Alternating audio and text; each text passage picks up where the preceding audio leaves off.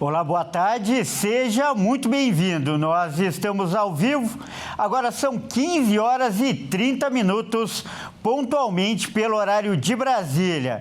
Eu sou o Kleber Werneck e a partir de agora você confere comigo as principais notícias nesta edição da tarde do Redação RIT. E olha, os ataques aos prédios dos três poderes em Brasília completam 3 anos hoje. E para marcar a data, foi realizado um evento na capital federal. Durante a solenidade, o presidente Lula vetou o projeto de lei da dosimetria, que prevê a redução de penas dos condenados por tentativa de golpe de Estado, incluindo aí o ex-presidente Jair Bolsonaro. A assinatura do veto integral à PL da dosimetria aconteceu durante cerimônia no Palácio do Planalto, em alusão aos 3 anos das invasões e depredações das sedes dos 3 poderes em Brasília. A Câmara e o Senado aprovaram, no fim do ano passado, o projeto de lei que viabiliza a diminuição da punição aplicada ao ex-presidente Jair Bolsonaro e a outros réus do núcleo crucial da tentativa de golpe, além de demais envolvidos nos atos de 8 de janeiro de 2023. A decisão de Lula, comemorada pelos presentes no evento, já era esperada por parlamentares. Isso porque o presidente já vinha sinalizando que vetaria a proposta que enfraquece a responsabilização pelos ataques antidemocráticos. Em nome do futuro, não temos o direito de esquecer o passado. Por isso, nós não aceitamos nem ditadura civil, nem ditadura militar. O que nós queremos é democracia emanada do povo e para ser exercida em nome do povo. Viva a democracia brasileira! Olha, e essa decisão do presidente Lula ainda pode ser anulada pelo Congresso. Segundo a Constituição, deputados e senadores devem decidir se mantêm ou derrubam o veto. E olha só, uma pesquisa revela que a violência é a maior preocupação dos brasileiros, seguida pela corrupção e a saúde. A Bárbara Benício está no centro da maior cidade do país e vai trazer agora mais detalhes para a gente sobre essa pesquisa. Boa tarde, Bárbara. Fala para ela avisar para mim, então. Boa tarde, Kleber. Boa tarde a todos que nos assistem. Bem como você falou, o Instituto Ipsos divulgou uma pesquisa que mostra quais são as principais preocupações dos brasileiros. E foram entrevistadas 1.000 pessoas entre 18 e 74 anos, entre os dias 21 de novembro e 5 de dezembro de 2025, viu? E no ano passado, em novembro, uma outra pesquisa tinha sido divulgada e mostrava que violência era a preocupação de 52% da população. E na pesquisa que foi divulgada nesta quarta-feira, esse número caiu 7 pontos, indo para 43%. O CEO da Ipsos, o Marcos Cagliari, acredita que a queda desse percentual aconteceu por causa das grandes operações contra o crime organizado que tivemos no ano passado. E nós conversamos aqui com o pessoal de São Paulo, nas ruas de São Paulo, para saber qual é a maior preocupação deles. Vamos ouvir. A violência, porque se você for parar para ver, hoje em dia na TV tá falando mais sobre violência, tanto doméstica quanto relacionamento abusivo e também pessoas na rua, moradores de rua que também vêm sendo maltratados e sobre a mulher também, né? Tá tendo bastante violência. Eu acho que isso deveria ter mais atenção. A corrupção no nosso país está em todas as esferas. Não só mudar os políticos, mas mudar também a conscientização do povo, né? O povo tem que se conscientizar e saber votar, saber eleger, pesquisar, para saber em quem está colocando aí nas esferas políticas. Minha opinião é que a política domina, de alguma forma, as camadas sociais, porque na hora de fazer a campanha, ele quer o pobre votando nele. Então faz aquela campanha, depois dá uma cesta básica que não dá nem para ele comer e mantém ele fora do mercado de trabalho. Eu acho que o que tinha que fazer era qualificar melhor para que ele tivesse algum tipo de ascensão social. Eu sou a favor de volta da monarquia no país. Eu acho que se voltasse a monarquia no país, ia acabar com esse desemprego que existe no país. Essa polaridade entre a esquerda e a direita está causando essas coisas de desemprego, muitos impostos. Eu acho que se voltasse a monarquia, voltaria a melhorar o país. E a educação?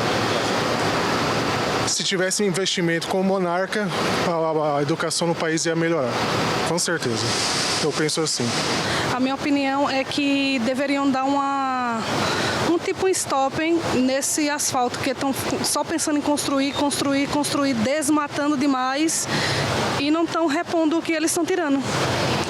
O próprio ser humano está acabando com a natureza. E aqui no Brasil, deveriam dar mais... Sim.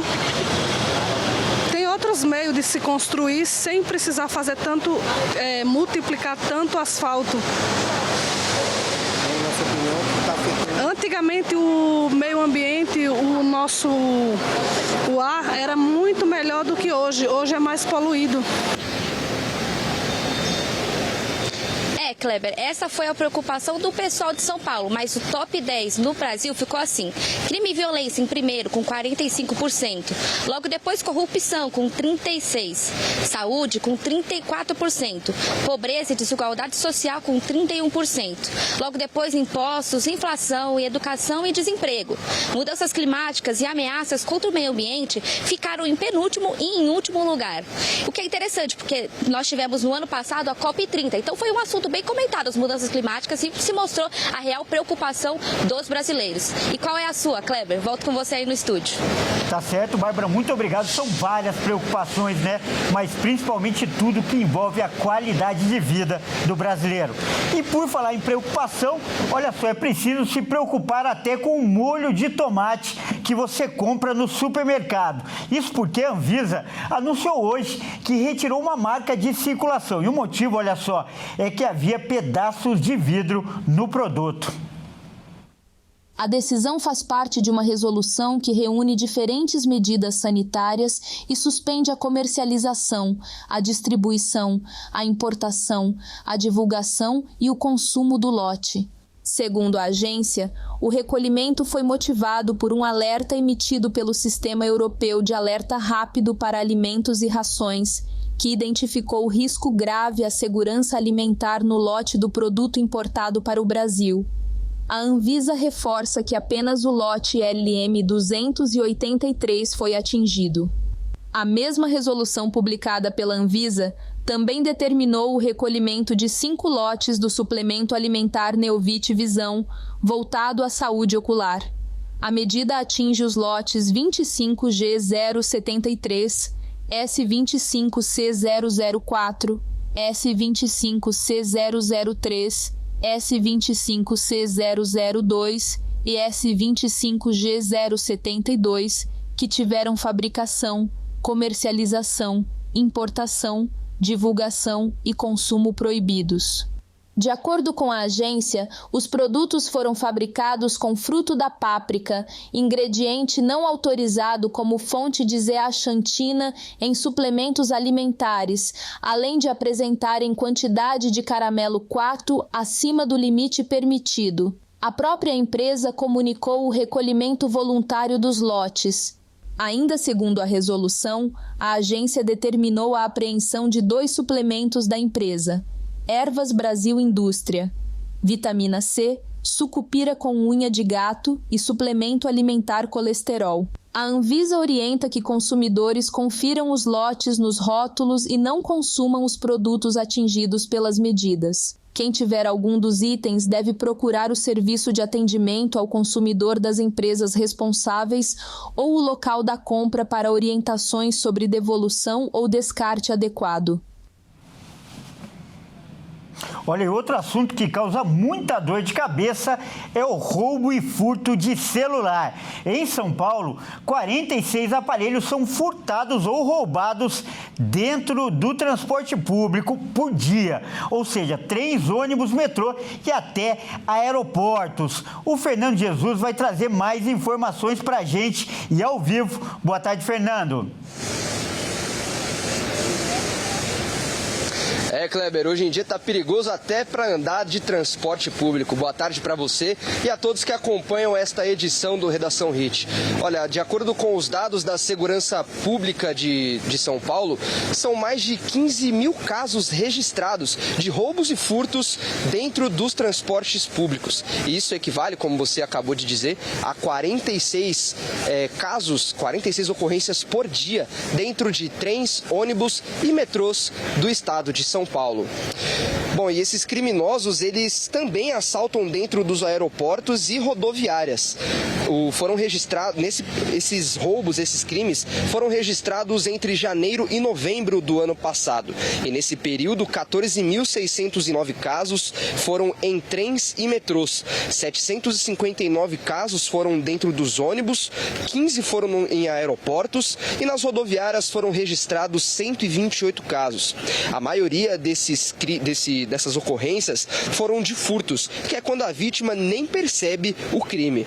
E a maioria dos casos, Kleber, aconteceu justamente aqui onde eu estou, no metrô da Luz, que fica no centro da cidade de São Paulo. Dentro da Estação da Luz foram registrados 2.134 ocorrências de furtos ou roubos de celular. E o metrô, inclusive, emitiu uma nota afirmando que em 80% dos casos, os criminosos foram detidos e encaminhados para a delegacia. Eu volto com você no estúdio. Tá certo, Fernando. Muito obrigado pelas informações e guarda esse celular aí, já que você está no lugar onde mais acontece casos de roubos e furtos. Até mais, Fernando. E olha só, vamos mudar de assunto? Não, vamos mudar não. Para falar mais sobre esse assunto que preocupa muita gente, nós vamos conversar agora com um especialista. Olha só. O nosso convidado é o professor e doutor Clever Vasconcelos, ele que é promotor de justiça. Boa tarde, doutor, seja muito bem-vindo. Sempre um grande prazer recebê-lo no nosso jornal. Obrigado pelo convite. Doutor, agora, como eu disse, como especialista na matéria, o primeiro detalhe que chama atenção é que, na maioria dos casos, a pessoa nem percebe, como o Fernando disse aí na participação dele, que é vítima do crime. Ela só sente falta do aparelho depois.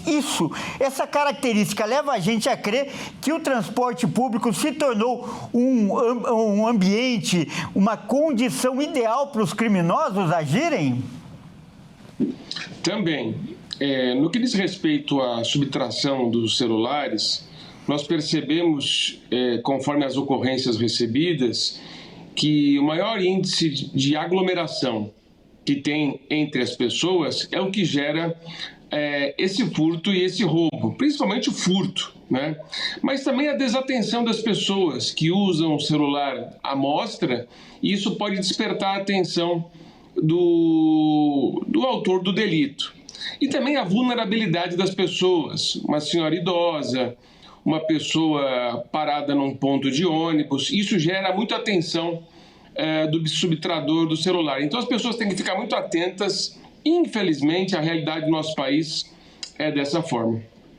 Importante esses apontamentos, por isso, né, é tão importante a participação de um especialista. Então, como combater, doutor, esse tipo de crime? Tanto pelo lado do Estado e das empresas que são responsáveis aí pela concessão do transporte público, até os cuidados pessoais, como você falou, de cada pessoa, para tentar, pelo menos, diminuir esse risco, doutor. Você toca num ponto importantíssimo aqui, e eu vou chamar a atenção para o teu telespectador, que é a receptação. O que é a receptação? É aquela situação que a pessoa vai e compra um objeto que sabe ser produto de furto ou de roubo. Essa receptação é crime, e ela pode ser dolosa, na modalidade própria, quando a pessoa compra, por exemplo, o celular, sabendo que ele é furtado ou roubado. E também a pessoa compra esse celular com esse conhecimento através da influência de terceiros. Essa é a receptação intencional ou dolosa.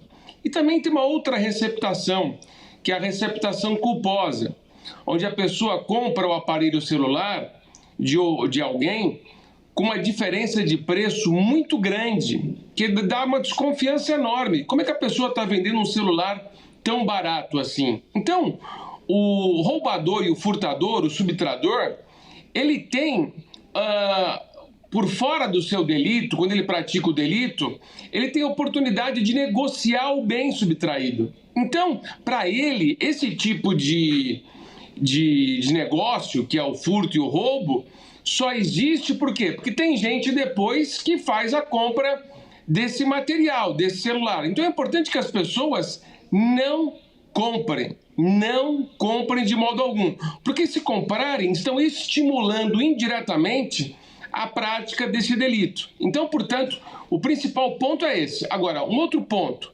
As penas desses delitos de receptação são penas brandas, são penas pequenas.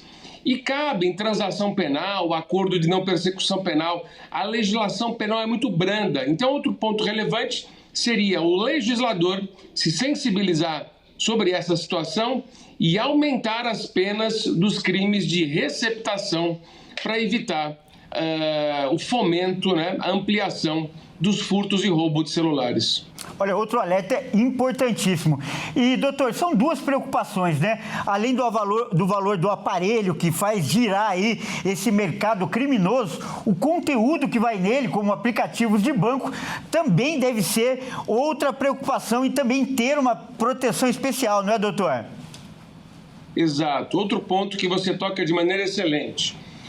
Existe um site do governo federal que é o gov.br. Nesse site gov.br, o ideal, o indicado, é que logo que a pessoa adquira um celular, ela registre a propriedade desse celular vinculada ao seu CPF, nesse site gov.br.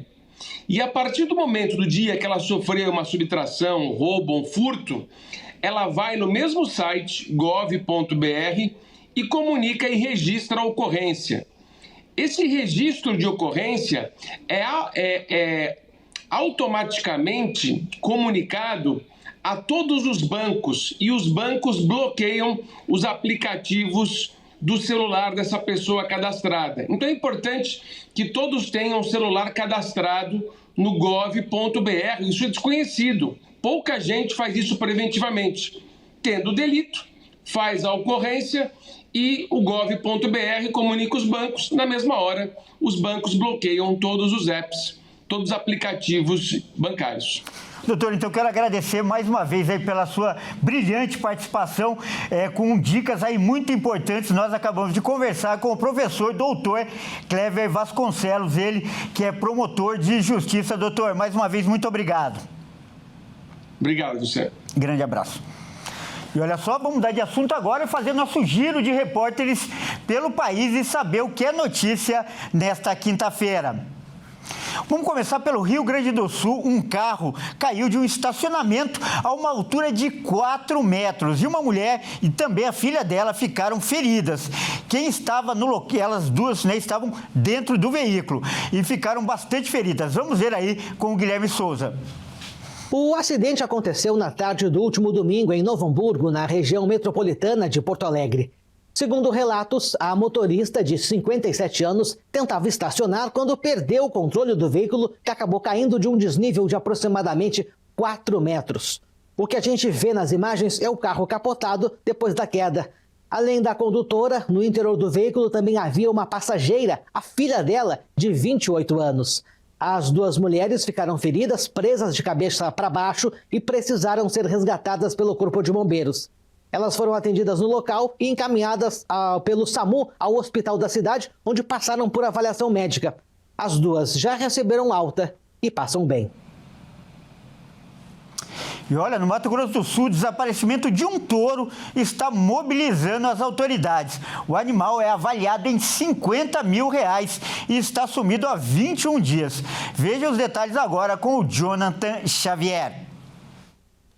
O touro de rodeio Halloween, de aproximadamente 11 anos, avaliado em R$50 mil, desapareceu de uma fazenda em Dourados, segundo o maior município do Mato Grosso do Sul. O caso foi registrado como um roubo na Polícia Civil do município. O tropeiro Jefferson dos Santos Souza, de 38 anos, informou que o animal havia passado por uma cerca quebrada durante a madrugada. O animal já percorreu diversos municípios do Mato Grosso do Sul, participando de competições. O Halloween é mestiço da raça Girolando, tem pelagem preta, branca e marrom, além de chifres abertos. Foram recebidas várias denúncias, mas também muitos trotes. O último registro em vídeo de Halloween foi feito na madrugada do dia 19, por volta das 4 horas, na região da estrada da Opa, em Dourados. Jefferson relata que após divulgar que o animal havia desaparecido, recebeu uma denúncia que levantou suspeita, já que o autor das mensagens as apagou depois que a família foi até o local. Com isso, o SIG, o setor de investigações gerais do município, assumiu as investigações e a pessoa que enviou a denúncia foi intimada a esclarecer a situação. O filho de Jefferson também prestou depoimento na tarde de ontem para indicar os locais em que a cerca estava quebrada. O Halloween é considerado parte da família pelo tropeiro e já participou de competições em todo o Mato Grosso do Sul. O animal estava em Dourados e participaria de um torneio de montarias promovido pela Associação dos Amigos e Peões da Montaria, realizado em 21 de dezembro, mas desapareceu 2 dias antes do evento. Qualquer informação sobre o paradeiro do animal pode ser enviado à Polícia Civil de Dourados. E olha, policiais militares do Rio de Janeiro salvaram a vida de um bebê de apenas 10 dias. Esse bebê havia se engasgado. E veja agora, então, o vídeo que aconteceu lá no Rio de Janeiro com o Joenison Santos.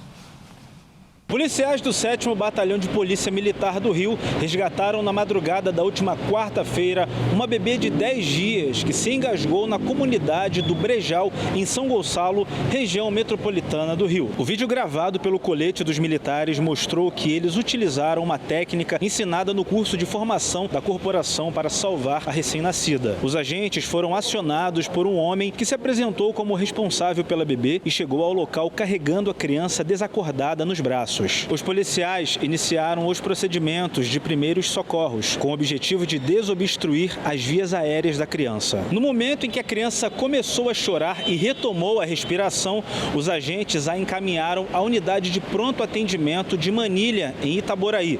Durante o deslocamento, os guardas realizaram a liberação da via. A bebê foi estabilizada e permanece em avaliação médica. E agora é hora de falar de esportes aqui no Redação Hit. E quem traz as informações é o Bruno Buenos Aires. Por favor, Bruno, entre em nosso estúdio. Boa tarde, Bruno. Boa quinta-feira para você. Bruno, vamos começar falando do mercado da bola, que continua bastante agitado neste começo de ano, não é mesmo? Exatamente, Kleber. Boa tarde a você e também a todos que nos assistem. Bom, os clubes correm atrás de se reforçarem nesse início de ano. Os rivais mineiros sondaram o mesmo defensor. Já o Flamengo insiste em tirar atletas de rivais brasileiros. Enquanto isso, tem jogador se despedindo do seu clube aqui no Brasil para desembarcar nos Estados Unidos. Vamos conferir. A movimentação dos times brasileiros no mercado da bola continua agitada nesse começo de temporada. A dupla de Minas Gerais, Cruzeiro e Atlético sondaram o zagueiro Lucas Veríssimo, que está jogando atualmente no Catar, onde seu contrato vai até 2027. O defensor tem passagens no Brasil, por Santos e Corinthians. Entretanto, sua contratação é vista como distante por ambos os clubes, pelos altos valores que teriam que desembolsar pelo atleta. E por falar em Cruzeiro, a Raposa tem negociações avançadas com o meia Gerson, que atua pelo Zenit. Mas outro clube que tentou atravessar a negociação e acertar com o meia foi o Santos. O Peixe fez uma oferta por empréstimo pelo jogador ao clube russo, que não aceitou. O alvinegro tentou usar a força nos bastidores para fechar a contratação por meio de Neymar pai. Porém, Gerson deve vestir a camisa da Raposa nesta temporada. Outro clube que quer continuar se reforçando é o Flamengo. O rubro-negro já acertou a contratação do zagueiro Vitão do Internacional e agora quer tirar mais um atleta de um clube brasileiro. O clube carioca demonstrou em interesse em Marcos Antônio do São Paulo. A ideia do Flamengo é envolver o volante Alan nas negociações. A princípio, o tricolor paulista negou a proposta, mas a negociação ainda não está encerrada. Outra novela que também não chegou ao fim foi do interesse do Flamengo em Caio Jorge do Cruzeiro. O rubro-negro